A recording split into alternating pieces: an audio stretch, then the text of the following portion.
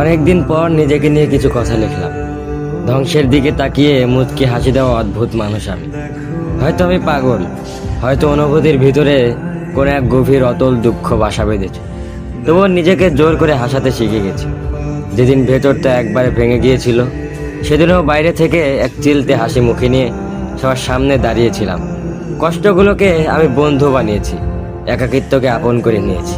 মানুষ ভাবে আমি হয়তো সুখী, শক্ত, নির্লিপ্ত, কিন্তু তারা জানে না প্রতি রাত আমার এক একটা লড়াই।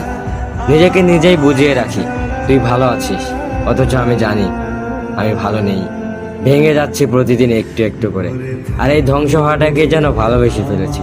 আমি সেই মানুষ যে হার মানার আগে হাসে, কারণ জানি কান্না দেখিয়ে লাভ নেই। পৃথিবী শুধু শক্তদের মনে রাখে, দুর্বলদের নয়। তাই আমি অদ্ভুত, আমি অনুভূতির আগুনে পুড়ে যাওয়া নীরব যোদ্ধা। আমার জীবন কোনো সুখের গল্প নয়, এটা নিঃশব্দ বিপ্লব, যেখানে হাসির আড়ালে লুকানো থাকে হাজারো না বলা কথা, ভাঙা স্বপ্ন, হারিয়ে যাওয়া আমি।